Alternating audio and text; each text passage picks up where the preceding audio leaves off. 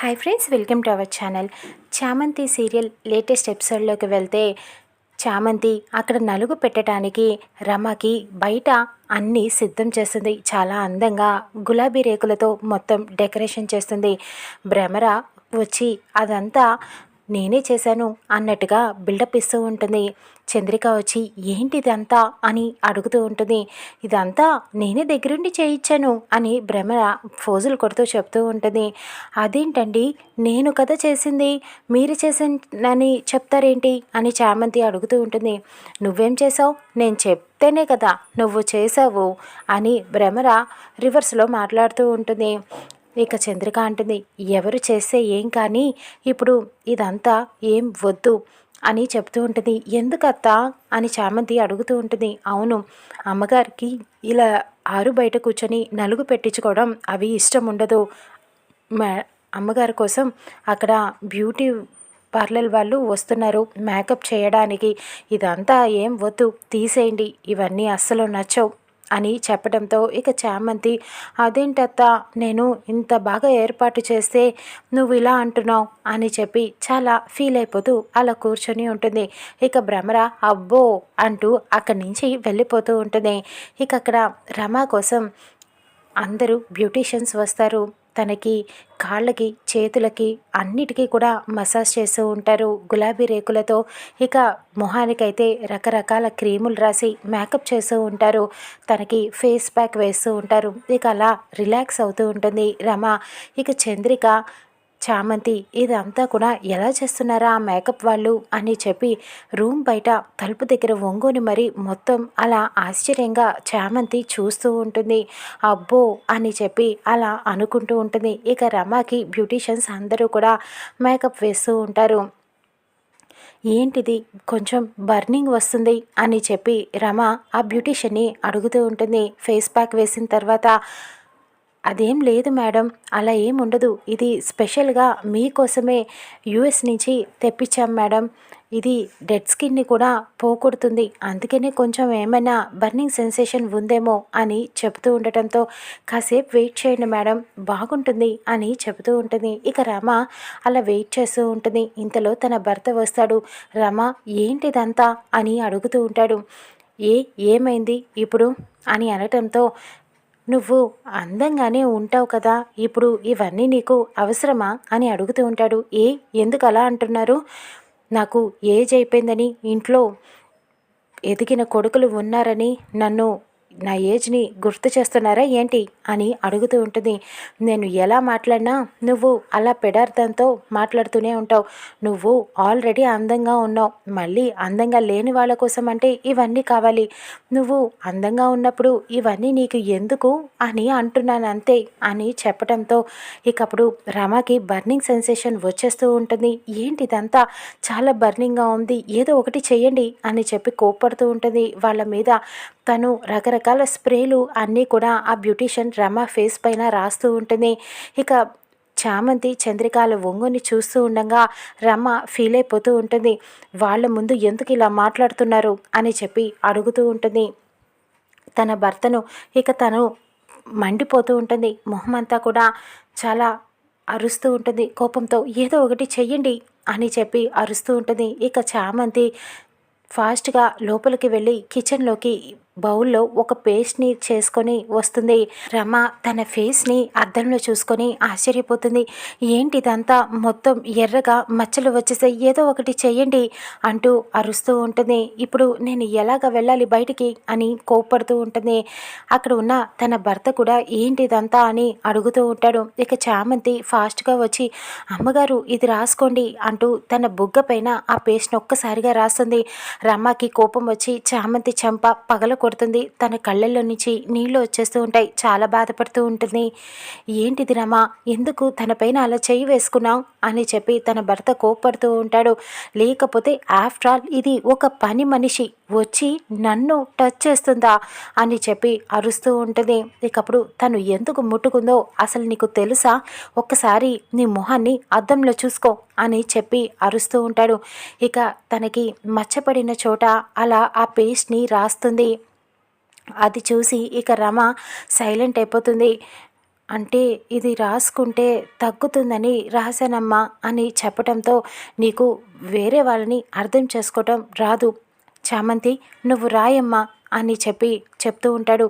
రమ కోపంగా చూస్తూ ఉంటుంది. ఏం పర్వాలేదు రాయమ్మా అని చెప్పడంతో ఇక చామంతి రమ ఫేస్ పైన మొత్తం అంతా ఆ పేస్ట్ని రాస్తుంది. ఇక ఒక నిమిషం అయ్యాక తుడిచేసుకుంటుంది. అప్పుడు ఆ మచ్చలన్నీ కూడా పోతాయి. ఇక ఇలా మేకప్ లేకుండా మొహం ఇంత ఇదిగా ఉంటే నేను ఎలా వెళ్ళాలి, ఫంక్షన్ ఎలా చేసుకోవాలి అని అరుస్తూ ఉంటుంది. వాళ్ళపైన అమ్మగారు నేను ఒకటి చెయ్యన, ఆయుర్వేద పద్ధతిలో చేస్తే మొహం మిలమిల చందమామలాగా మెరిసిపోతుందమ్మా అని చెబుతూ ఉంటుంది. ఇకప్పుడు రమ కోపంగా చూస్తూ ఉంటుంది. చామంతి అవేవి తనకి తెలియదమ్మా, నువ్వు ఏం చేయాలనుకుంటున్నావో అది చేసి తనకి చూపించు అని చెప్పడంతో అంటే అమ్మగారికి అభ్యంతరం లేకపోతేనే చేస్తాను అని చెప్తూ ఉంటుంది. ఏం పర్వాలేదు నువ్వు చెయ్యి అని అనటంతో ఇక రమ సైలెంట్గా కూర్చొని ఉంటుంది. తను ఆయుర్వేద పద్ధతిలో తనకి ఒక ఫేస్ ప్యాక్ లాంటిది వేస్తూ ఉంటుంది. చామంతి ఇకప్పుడు రమ మొహం మిలమిల నిజంగానే మెరిసిపోతూ ఉంటుంది. ఇక తర్వాత తను పని చూసుకొని బయటికి వచ్చేస్తుంది. చామంతి బాధపడుతూ ఉంటుంది. ఏంటో ఇక్కడ మనుషులందరూ ఇంత డబ్బు గలవాళ్ళు ఇలా ఉన్నారు. అదే అక్కడ మా రాజావారు రాణివారు అయితే ఎంత బాగా చూసుకునేవాళ్ళో, పని వాళ్ళను కూడా చాలా బాగా చూసుకునేవాళ్ళు. కానీ ఇక్కడ వాళ్ళే అసలు ఇలాంటి మనుషులు కూడా ఉంటారా అన్నట్టుగా ఉన్నారు. ఈ రమా మేడం అయితే ఇంకా ఇదిగా ఉన్నారు అని బాధపడుతూ ఉంటుంది. తొందరగా మా ఊరు వెళ్ళిపోవాలి అని ఆలోచిస్తూ ఉంటుంది. అక్కడ భ్రమర హాల్లో అన్నిటినీ తన్నేస్తూ ఉంటుంది. పూలని తన్నేసి ఏంటి సరిగ్గా తీసుకెళ్ళలేవా, అన్నిటినీ కింద పడేస్తున్నావు అని అక్కడున్న సర్వెంట్స్ని అందరినీ తిడుతూ ఉంటుంది. చామంతి వాళ్ళ అమ్మని కూడా కోప్పడుతూ ఉంటుంది. ఈ ఫ్లవర్ వాజ్ ఇక్కడైనా పెట్టేది అని తన మీద చేసుకోబోతూ ఉంటుంది. ఇక అప్పుడు బెబ్బే నేను కాదు అని అలా సైగ చేసి చెప్తూ ఉంటుంది వాళ్ళ అమ్మ.